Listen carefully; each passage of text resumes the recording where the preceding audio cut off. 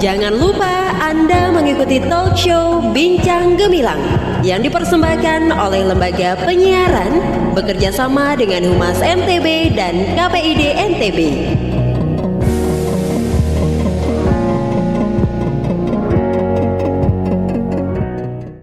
Assalamualaikum warahmatullahi wabarakatuh.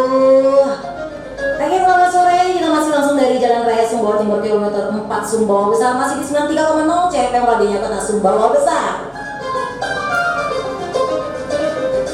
Oke, seperti janji kita tadi bahwa kita akan ada bincang gemilang yang mengangkat tema tentang desa kreatif dan produktif di masa pandemi untuk meningkatkan industrialisasi. Jadi talk show ini diselenggarakan oleh Radio CFM dan bekerja sama dengan Humas NTB dan KPID NTB.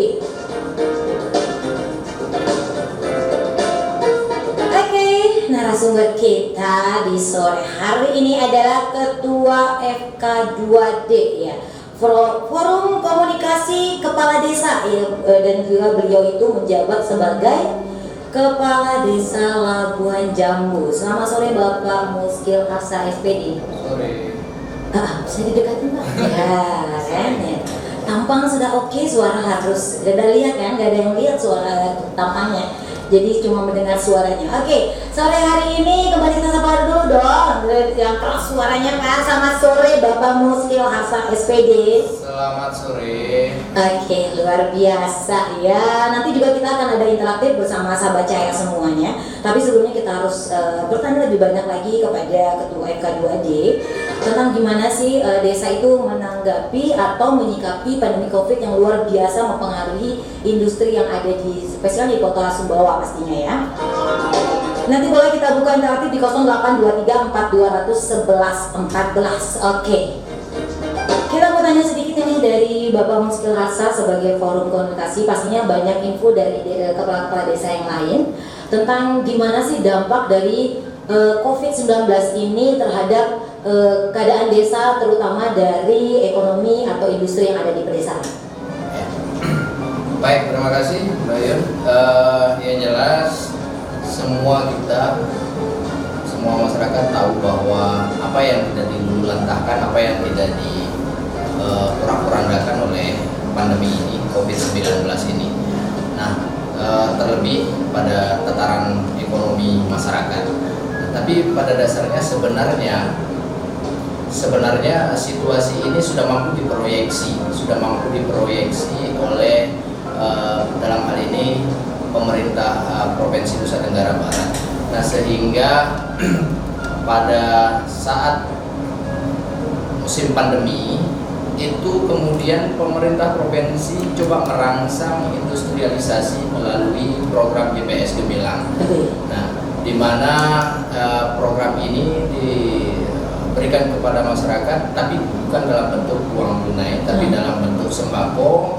Nah, di sini saya melihat bahwa ada semacam stimulan, ada semacam rangsangan dari pemerintah provinsi untuk kemudian membangkitkan gairah UKM yang ada. Nah, karena saya melihat bahwa produk-produk ataupun logistik yang dipasarkan atau yang diberikan melalui GPS Gemilang ini rata-rata produk dari UMKM yang ada di NTB. Nah, wabil khusus teman-teman yang saat ini termasuk dalam hal ini pemberdayaan BUMDes. Nah, jadi inilah salah satu upaya, inilah salah satu cara untuk kemudian desa-desa ini mampu bangkit dari situasi ini sebenarnya. Oke, itu berarti banyak hal yang sudah dilakukan oleh desa. Apakah industri itu sempat drop atau stabil aja, atau memang ada fase di mana memang orang desa itu udah frustasi dengan namanya menurunnya omset, dengan atau tidak adanya lapangan pekerjaan lain sebagainya? Apakah pernah di situasi seperti itu? Ya, pada awal-awalnya semua tempat, bukan hanya desa, bukan hanya BUMDes, tapi semua tempat usaha saya pikir mengalami situasi yang sama, sempat patah, sempat kolab. Nah, tapi kemudian saya melihat bahwa ternyata situasi ini beriring dengan kesadaran masyarakat sendiri. Ya, seiring dengan kesadaran masyarakat sendiri yang kemudian kalau meminjam istilahnya Pak Gubernur, berhentilah mengutuk kegelapan dan mulailah menyalakan lilin. Dan mungkin situasi inilah yang kemudian membangkitkan semangat kita untuk tidak semestinya, tidak selamanya kita harus terpuruk pada situasi ini. Nah, dari sinilah kemudian teman-teman yang ada di desa melalui BUMDesnya mencoba berkreasi, lalu kemudian kira-kira melakukan pemetaan potensi apa yang ada, entah itu potensi wisatanya kah, entah itu potensi UMKM yang ada kah, ataupun semuanya kerajinan-kerajinan yang ada untuk kemudian dijadikan sebagai bahan, sebagai kekuatan untuk menghadapi situasi ini. Luar biasa ya. Karena kenapa kita juga mengangkat tema dengan desa, kita lebih melihat bahwa ternyata orang-orang di desa itu lebih kreatif, lebih bisa mengangkat ekonomi sampai dengan tingkat kabupaten pastinya. Peran desa itu sangat bagus banget. Nah, sekarang kalau dari data Bapak sendiri, ada berapakah desa yang berhasil untuk meningkatkan atau berhasil kreatif, menghasilkan produktif yang luar biasa? Itu ada berapa desa yang khususnya yang ada di Kabupaten Sumbawa? Ya, sepanjang ini kalau kita mengikuti apa yang menjadi data dan mengikuti data yang ada sesuai dengan beberapa kelompok desa, ini bukan dalam arti kita menafikan bahwa desa-desa yang lain tidak mampu, tidak, akan tetapi kita bisa lihat mengambil sampel dari beberapa desa yang ikut dalam lomba kampung sehat kemarin, yaitu ada kurang lebih 47 desa se-Kabupaten Sumbawa yang terdiri dari 24 kecamatan. Di masing-masing kecamatan itu diambil ada 2 desa yang kemudian dilombakan. Nah, rata-rata desa-desa yang diikutkan dalam lomba kampung sehat ini karena memang ditinjau dari aspek itu, kemampuan kreasi mereka menghadapi situasi pandemi ini, kemampuan mereka untuk kemudian mempersiapkan diri untuk tetap survive pada situasi ini. Jadi seperti itu. Iya. Kita nggak menutup kemungkinan juga bahwa sekarang juga lagi mewabah kembali. Nah, mempertahankan sesuatu itu sangat susah sekali. Dan kadang orang bilang kalau sudah fase seperti namanya pelana kuda, dan dari turun naik tiba-tiba sekarang kita mulai naik kembali untuk COVID-nya. Nah, bagaimanakah desa menanggapi hal itu? Karena kita merasa mungkin kemarin udah asik, ekonomi sudah baik, tapi kita nggak tahu sekarang COVID ternyata lebih lagi. Malah kita sekarang informasi terakhir bahwa Sumbawa berada di urutan kedua di NTB. Nah, apakah ada kiat-kiat dari desa atau dari kepala desa untuk menyikapi kemungkinan hal yang terburuk dari COVID itu lebih besar lagi atau lebih parah lagi dari sebelumnya? Ya, kalau sebenarnya sih kita berharap bahwa situasinya memang kita tidak bisa pungkiri karena mengingat ini sesuatu yang tidak mampu kita deteksi sebisa mungkin. Akan tetapi kembali lagi kepada sejauh mana komitmen kita sebenarnya, komitmen masyarakat, komitmen kita semua untuk tetap seperti mengkampanyekan menurut tatanan baru. Ini sebenarnya adalah pola yang harus senantiasa dikampanyekan, pola yang harus senantiasa dibiasakan, pola yang harus senantiasa dilakukan. Nah, protokol kesehatan, protokol COVID itu harus senantiasa diberikan kepada masyarakat. Nah, tujuan tumpuan daripada hal ini itu berada di desa. Nah, bagaimana kemudian desa mampu mengkampanyekan ini, karena yang bersentuhan langsung dengan masyarakat, yang bersentuhan langsung dengan warga adalah desa, kepala desa.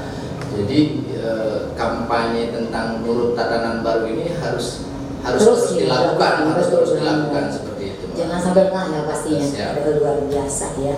Oke, kita masih undang kebersamaannya yang mau gabungan lagi bareng kita di sini interaktif, boleh langsung aja di 0823 4211 14. Ini luar biasa ya, kita bincang bagi mungkin masyarakat desa yang ada di mana saja, dan nanti di sini boleh bertanya kira-kira ini desanya mau bawa kemana, atau mungkin ada ide saran, itu bisa langsung disampaikan langsung di ketua KF2D ya. Jadi mungkin bisa langsung disampaikan nanti di kepala desanya masing-masing. Luar biasa. Iya, itu juga yang pengen ditahu oleh masyarakat. Seandainya biasa kan ada kita nggak tahu, ada mungkin kepala desa yang sibuk, atau mungkin ada kepala desa yang tidak bisa menerima kritik dan saran. Mungkin ada dari saran dari bapak, misalnya ada warga yang seperti itu. Kira-kira mereka mau mengadu kemana? Saya pikir tidak ada kepala desa. Anda ada ya? Tidak ada Oh, kepala desa yang tidak berarti keren, kepala desanya open semua ya? Harus open. Open semua. Oke, kita coba sapa dulu satu penelpon yang mau gabung sama kita di sore hari ini. Halo? Halo? Halo, selamat sore. Halo, selamat sore. Oke, silahkan dicoba kembali yang mau gabung bareng kita ya di sore hari ini. Silahkan dicoba kembali lagi. Yang pengen banyak berbicara tentang desa, yang pengen banyak berbicara tentang produksi dari desa sendiri, menunjukkan kreativitasnya, itu silahkan. Ini lagi penting tadi juga. Tadi dana BUMDes ini kita istilahnya kita nggak tahu ya, kita kalau nggak tahu sih. Dana BUMDes itu ada syarat dan ketentuannya nggak sih untuk dapetin itu? Mungkin orang ada pada tahu, ada juga mungkin nggak tahu. Kita kan nggak tahu. Kadang mungkin ada yang lebih vokal, mungkin itu lebih dapat, atau misalnya syaratnya, ketentuannya seperti apa? Apakah itu serupa dana hibah apa tidak? Atau harus dikembalikan apa tidak? Itu seperti apa dana BUMDes yang untuk produksi dari kampung baik. desa. Jadi kalau sebenarnya dana BUMDes itu berasal dari dana penyertaan yang diberikan oleh pemerintah desa kepada BUMDes. Nah, yang bersumber dari baik itu dana desa ataupun mungkin hal-hal lain yang sebagai dari sumber pendapatan asli desa. Nah, dan itu wajib karena menjadi salah satu prioritas penggunaan dana desa, yaitu kemudian memberikan penyertaan modal kepada BUMDes. Nah, dalam hal ini tergantung daripada BUMDes masing-masing. Apakah BUMDes itu kemudian jenis usaha yang dilakukan itu apa? Nah, kalau kemudian semua jenis usaha yang dilakukan itu ada, karena yang kebanyakan yang kita lihat hari ini BUMDes itu pertama itu ada simpan pinjamnya. Oke. Ada juga kemudian pengembangan produk UMKM-nya ada. Yes. Nah, dan semua yang jelas modal yang digulirkan, modal yang dijalankan oleh BUMDes ini adalah penyertaan modal dari pemerintah desa. Okay. Nah, selain daripada juga di sini ada intervensi dari dari pemerintah daerah melalui program dana sahabat, dana kerabat. Nah, ini juga berasal dari daerah yang kemudian disertakan kepada BUMDes melalui pemerintah desa seperti itu. Oke, ternyata banyak banget ya dana yang disampaikan kepada desa yang bisa untuk meningkatkan produktivitas dan kreativitasnya. Saya pengen tahu target desa itu ke depannya untuk produksinya itu seperti apa? Yang jelas kita berharap sebenarnya BUMDes ini menjadi sebagai salah satu sumber pendapatan asli desa yang akan menopang pendapatan asli desa. Yang target kedepannya kita berharap bahwa desa itu bisa menjadi desa mandiri. Yes, luar biasa, mandiri. Jadi tapi jangan juga Pak, nanti kalau mandiri mau lepas lagi dari Sumbawa bahaya ya, buat tempatnya sendiri tuh susah ya kalau gitu ya. Kadang mandiri pisah nanti lagi ujung-ujungnya. Oke, luar biasa ya. Dan kita masih undangi persamaannya tadi, yang mau gabungan silakan aja langsung di 0823421114. Kita berbicara bersama di sini, kita memecahkan masalah bersama atau mungkin ada masalah di desanya tentang produknya, atau mungkin gue punya produk tapi kurang didukung. Nah, lapor nih langsung nih, boleh langsung di channel interaktif ini, silakan aja. Ini mumpung ada ketua FK2D-nya, biar kena nih pada desanya semua. Oke, kita kembali bertanya lagi kalau begitu. Nah, sejauh ini yang sudah sampai target, biasanya ada produksi yang sudah jadi poin utama atau jadi maskot atau dari beberapa desa yang mungkin sudah lewat dari Sumbawa, keluar dari Sumbawa, maksudnya sudah go nasional, internasional. Itu ada berapa produksi khususnya yang berada di Kabupaten Sumbawa? Dalam hasil produksi bidang apa saja yang sudah dicapai oleh beberapa desa yang ada di Kabupaten Sumbawa? Oke, yang jelas ambil contoh saja semuanya. Kalau kami yang maaf saya bawa Labuan Jambu. Yes. Kalau saya karena selain daripada wisata juga kelompok UMKM juga kami berdayakan. Nah, dalam hal ini kelompok wisata kami, destinasi wisatanya sudah alhamdulillah juga sudah jalan dan sekarang sudah juga dikelola oleh BUMDes. Dari sisi pengelolaan UMKM juga sudah sambil jalan, dan kita juga kemarin bermitra dengan pemerintah provinsi dalam hal memberikan menjadi salah satu BUMDes yang mensuplai logistik daripada JBS Gemilang. Oke, luar biasa. Jadi sangat banyak dukungan, sangat banyak juga support dari pemerintah desa untuk warga desa yang ingin menunjukkan kreativitasnya, yang ingin menunjukkan produktivitasnya. Karena kita tahu bahwa pemuda-pemuda di desa itu luar biasa kreatif dan produktif pastinya ya. Oke, mungkin ada kata pamungkas dari Bapak Ketua FK2D atau pesan untuk warganya atau pesan untuk orang Sumbawa pada khususnya, spesialnya dengan tema kita sekarang bahwa desa produktif dan kreatif yang di masa pandemi yang dapat meningkatkan industrialisasi itu seperti apa, pesan atau ada kata-kata slogan pamungkas terakhir dari Bapak sebelum kita akhiri bincang gemilang kita sore ini. Baik, terima kasih. Saya ingin mengatakan bahwa tetaplah berkreasi, tetaplah produktif dalam situasi ini dengan tetap mengedepankan protokol COVID kesehatan, protokol COVID, yaitu dengan seperti yang dikampanyekan oleh pemerintah provinsi menurut tatanan baru, menjaga jarak, kemudian memakai masker, lalu mencuci tangan. Yes. Ya.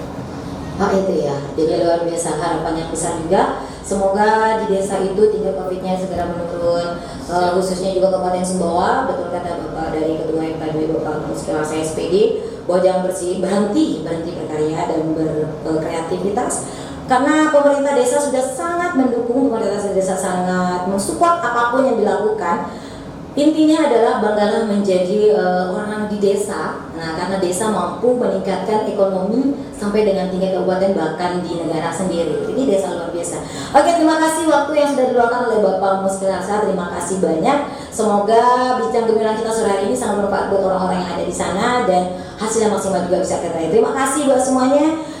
Nanti kita akan kembali lagi dengan program berbeda. Terima kasih sudah mendengarkan bincang gemilang bersama Yun dan juga Ketua dari FK2D Kabupaten Sumbawa. Kalau itu yang pamit, wassalamualaikum warahmatullahi wabarakatuh.